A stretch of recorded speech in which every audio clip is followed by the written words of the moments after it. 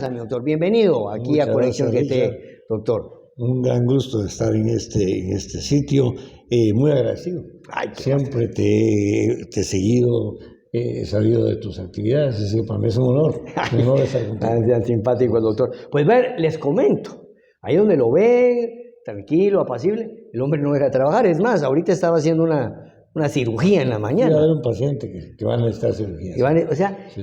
interesante. O sea, que la pregunta que yo tenía, si seguía ejerciendo, ¿Sí? queda fuera porque sigue haciendo cirugía, sigue atendiendo pacientes y todo, ¿verdad? Sí. Bueno, cuando usted fue electo como vicepresidente de la República de Guatemala, todos en esa época se hicieron una pregunta: ¿qué está buscando Rafael Espada en la política si él lo tiene todo ya en el mundo de la ciencia, un reconocimiento internacional y todo?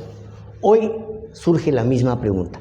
Ya estuvo en la vicepresidencia, algunos dicen que hizo mucho, algunos dicen que no hizo nada, Exacto. otros dicen que usted apañó lo que hizo el gobierno de Álvaro Colón.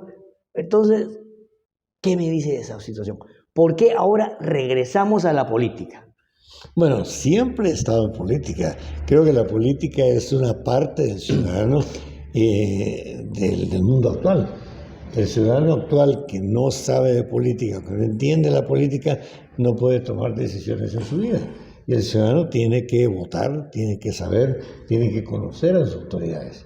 Y si va a criticar, si va a sugerir, si va a hacer algo en el país, tiene que tener la capacidad de un análisis de la situación política del país.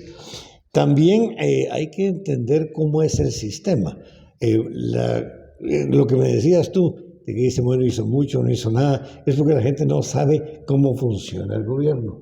Nuestra educación política en Guatemala es muy débil. El guatemalteco no sabe lo que pasa en el palacio, no sabe cómo funciona el mecanismo de la organización administrativa del país. Y creo que como ciudadanos conscientes debemos de conocerlo, debemos de saber la Constitución. Tú que fuiste constitucionalista, que hiciste la Constitución que tenemos ahora, es un magnífico documento, pero nadie lo lee, nadie lo ve, de repente lo critican y ni siquiera lo han leído. Entonces yo creo que es muy importante educar al guatemalteco, que sepan qué es el gobierno, por qué está uno en el gobierno, por qué uno se interesa en las administraciones públicas, porque para conocerlo hay que conocerlo y saberlo bien y poderlo criticar si hay necesidad de criticar o contribuir si algo se puede hacer.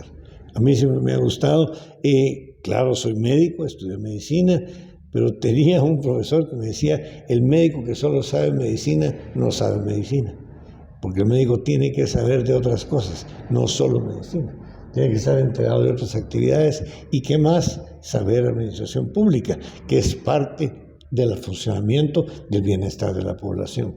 En realidad, el médico se dedica al bienestar del paciente, el político se dedica al bienestar de la población. Así que las misiones son iguales, ser médico es como ser político. Desafortunadamente en Guatemala el concepto político y en el mundo entero también se ha tergiversado y se ha condenado. Y se ha vuelto la mala persona. Es una magnífica persona, es aquel que trabaja para el bienestar de la sociedad. Eso es importante saberlo porque tenemos que contribuir y soñar que en Guatemala tengamos verdaderos políticos que sepan trabajar para el bienestar de la población, que es como el médico.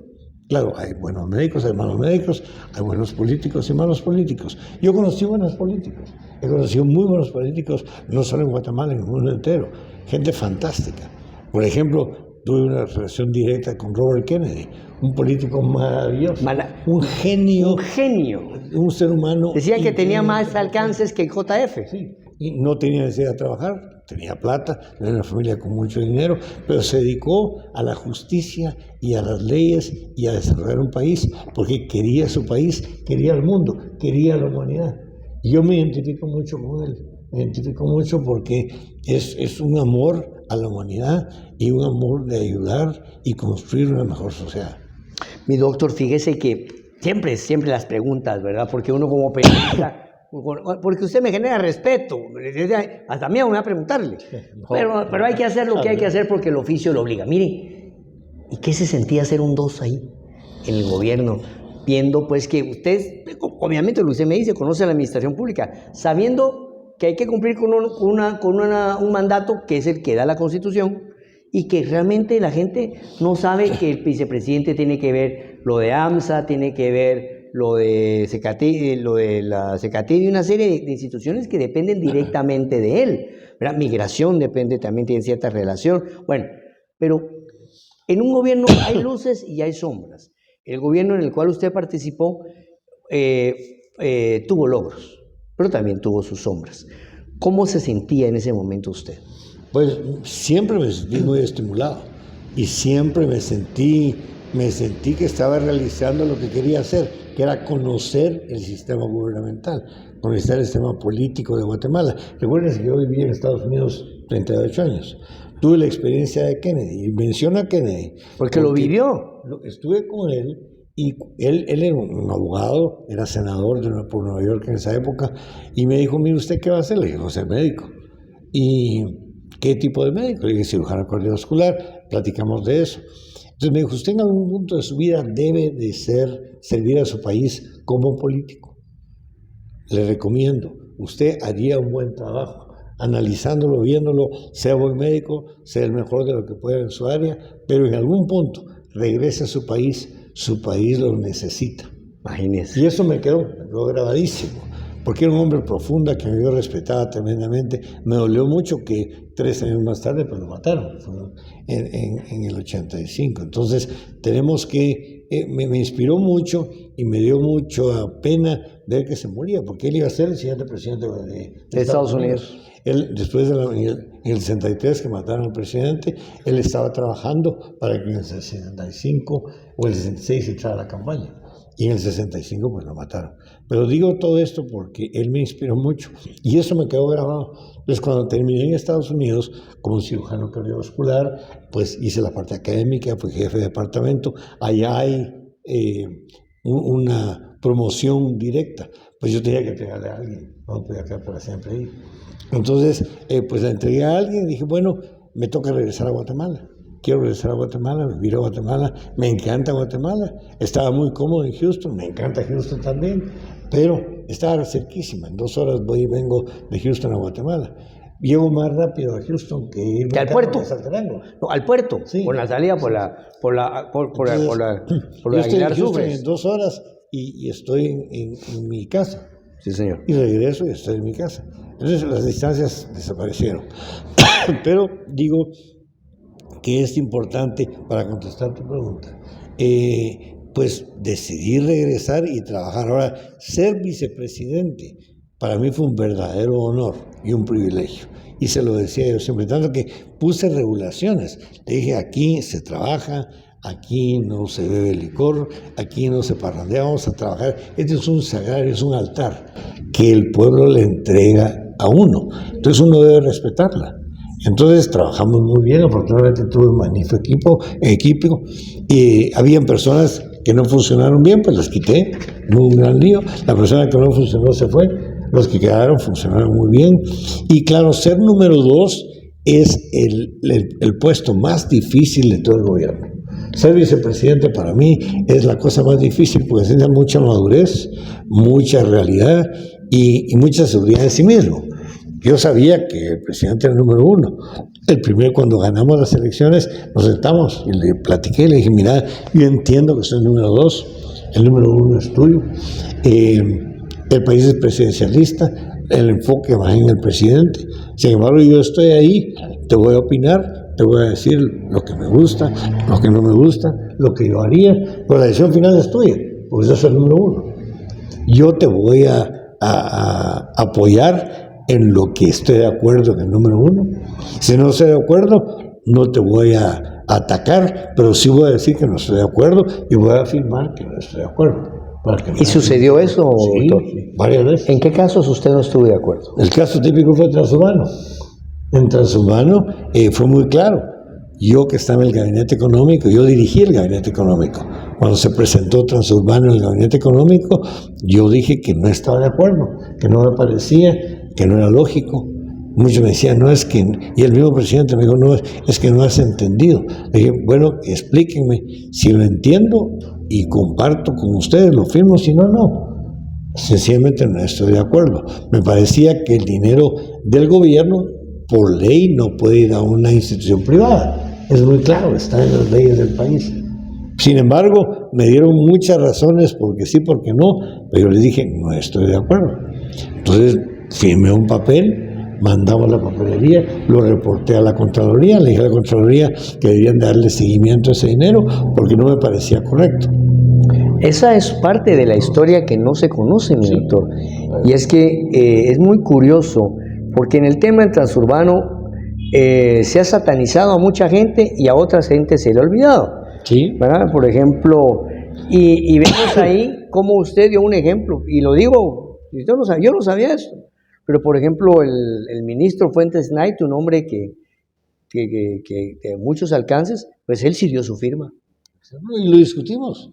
Yo lo discutí con O él. sea que él sí dio su firma y él, así como usted, haber conocido eso, pero ese es un caso interesante. Dígame, usted regresa a la política ahora, fue proclamado por el Partido Republicano. ¿Por qué el Partido Republicano? ¿Qué tiene ese partido? Es un partido que a diferencia del anterior no tiene una ideología definida, pues pública. ¿Cómo definiría usted su regreso al Partido Republicano y la visión que tiene este partido para el gobierno, si en dado caso fueran favorecidos con el voto de la gente? Exacto. Bueno, cada vez que hay elecciones, muchos partidos me llaman. Cada vez que ha habido elecciones me llaman. Todos 5 o 6 partidos. Y esta no fue la única vez, me invitaron muchos partidos. Sin embargo, viendo la situación actual, no solo a nivel mundial, sino a nivel nacional, sentí que sí debería regresar. Porque yo contribuí como vicepresidente, hicimos muchas leyes, vamos a platicar después de eso, hice muchos proyectos, muchas leyes, muchas cosas que se hicieron. Yo sentí que habíamos contribuido bastante, pero no fue suficiente. Sentía que se había quedado algo que no se completó, porque todo lo que presentamos, los proyectos que yo dejé, desafortunadamente el siguiente gobierno lo tiró todo. Incluso destruyó cosas que nosotros formamos bien. Un ejemplo es el gabinete del agua. El gabinete de agua era imperativo en el país. Lo pusimos, lo deshizo la siguiente administración. Deshicieron el gabinete de agua, creo que no era necesario, según ellos, y nunca se volvió a hacer. Y eso era importantísimo para la construcción del país. Pero ese es un ejemplo de cosas que hicimos y las deshicieron. Y es porque la secuencia política no tiene una buena conexión. Pero digo esto porque es importante que por qué decidí entrar al Partido Republicano. Mi idea cuando me ofrecieron posiciones en diferentes partidos era que todos tenían alguna cola, tenían gente que no me gustaba, no que sean feos, sino que no que fueran feos, ¿verdad? Que también es una, hay muchos feos, habemos feos en el mundo. Sí, pero no me gustaba el pasado político de esas personas. Y no me quería comprometer en un partido con la cual yo no estaba de acuerdo, y no ideológico, sino en ser pícaro, no pícaro, en ser irregular o no ser con lo que a mí me gusta que debería ser un político. O ser ladrón o no ser ladrón. Así de claro. Entonces yo conocí a mucha gente en diferentes partidos pues que tienen pasados oscuros y no quería asociación con ellos. Entonces decidí o hacía un partido yo nuevo o me unía a un partido nuevo. Y estábamos en esas pláticas cuando a través de amigos me dijeron, mira, Carlos Velázquez está formando un partido nuevo, es un partido ahorita que se está formando. Pues tuve la oportunidad de platicar con Carlos, no lo conocía, me pareció un muchacho joven, dinámico, organizado, perfecto no es, pero es una persona que yo vi que tenía mucho carácter y mucha formación política y una orientación que me gustó su visión. Es muy práctico, parece, don Carlos, ¿verdad? Y enérgico, práctico y muy trabajador. Entonces me gustó su idea. Con varios amigos, pues nos juntamos, comenzamos a formarlo y así se comenzó a formar el partido y rápidamente la organización se formó, llenamos los requisitos de ley sin alterar absolutamente nada, tanto que no hemos tenido ningún rechazo, ninguna objeción de parte del Tribunal Supremo Electoral, hicimos el papeleo correspondiente, llegamos a la inscripción del partido, el partido comenzó a trabajar, llegamos a las asambleas, se cumplió todos los requisitos. Todo en tiempo. Legales. Estemos o no de acuerdo, es lo que la ley indica, porque yo sentía que era muy complicado el hecho de meter 30 candidatos, porque todo el mundo tiene derecho a elegir y ser electo. Ese dicho, pues es verdad, pero se ha tergiversado, porque Sí. no, o sea, es como cirugía cardíaca. No todos pueden operar corazón, pues si vamos a darle una operación de corazón, una persona es una persona que esté entrenada, que esté capacitada. Debe haber debe existir existir una calificación y conocimiento del tema. Es decir, debe haber una persona calificada que lo pueda hacer o que se sienta que lo pueda hacer, pues que participe, que lo presente y que gane. Pero voy entonces, regresando, pues llegamos, cumplimos con todo lo legal se hizo, hicimos las asambleas, hicimos las juntas, comenzamos a crecer y ahora somos un partido bien formado, cumplimos con todo, no tuvimos ningún rechazo de nada, nos dieron nuestras credenciales, el partido ya está instalado, al lado de los partidos grandes que tenían años de tener instalación, unos buenos, otros malos, pero estamos ahí, así que estamos participando activamente en un proceso legal que se cumplió con lo que se debe hacer.